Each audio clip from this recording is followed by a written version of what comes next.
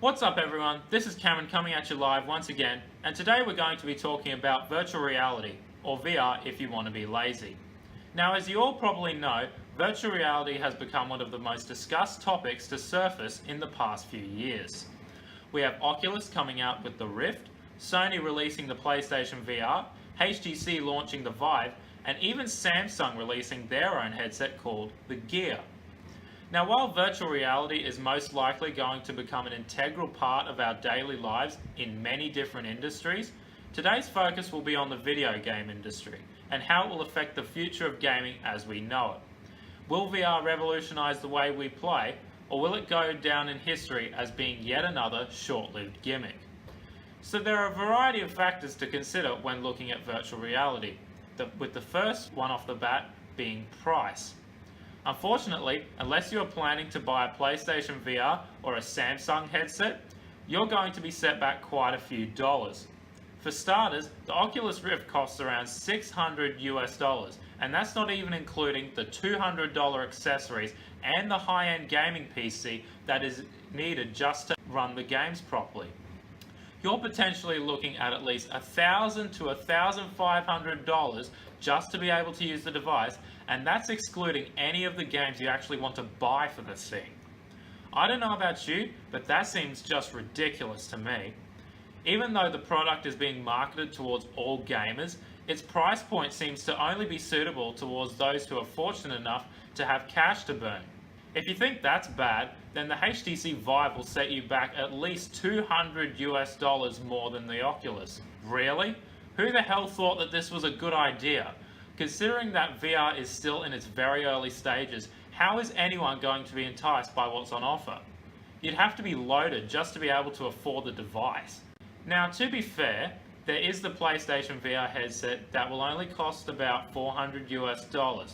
However, Sony have decided to piss off their customers by excluding the mandatory $60 PlayStation Eye camera that is needed just to use the headset.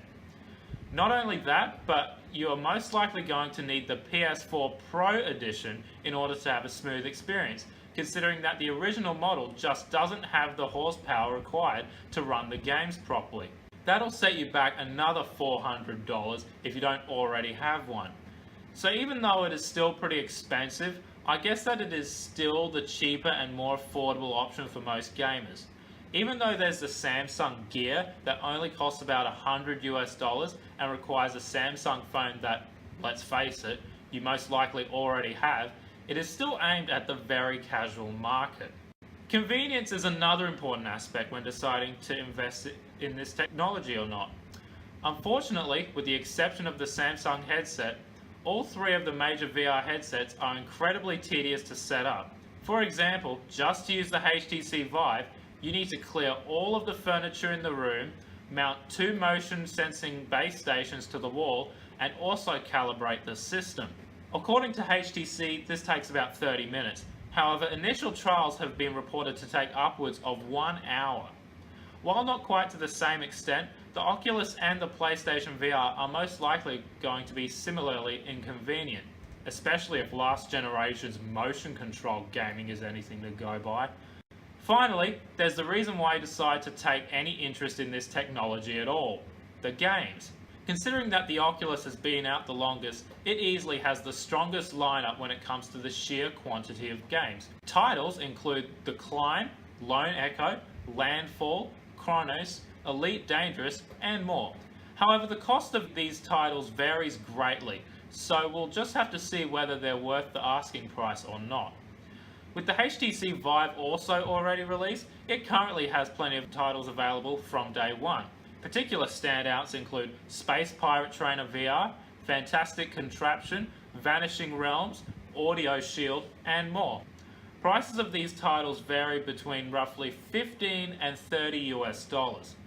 The PlayStation VR is also releasing sometime in October, with a launch lineup consisting of titles such as Drive Club VR, Battlezone VR, PlayStation VR Worlds, Rigs, and more. PlayStation VR games range in price from only about $15 up to the full AAA price of $60. However, the lasting value will come from VR's ability to sustain content. if the games don't have enough depth and variety in their gameplay or overall replayability, the experience will grow stale and go down the same doomed path that was motion controls. Furthermore, there is the cost to develop these titles. With games becoming more and more expensive to make with every passing year, it really begs the question of whether this new technology will be able to sustain itself, or if publishers will choose to go down the DLC, microtransactions, and pre-order bonus route that has plagued the gaming industry over the past half-decade. So what is my final recommendation? Well, I would say hold off on investing in virtual reality until we get some more quality games and the experience has been refined. If your only source of gaming is on a mobile platform, then I guess you could give the Samsung Gear a go. However, when it comes to the other three major headsets, there just isn't enough here to justify a purchase. For the amount of money you're going to have to sink into this technology, as well as the inconvenience associated with just being able to use the damn thing, it's just not worth it. So those are my final thoughts on VR. I hope it doesn't have the same fate as motion controls, but unfortunately, we can't be sure of anything at such an early stage. This has been Cameron as your host for this video. Thank you all for watching, and I'll see you next time.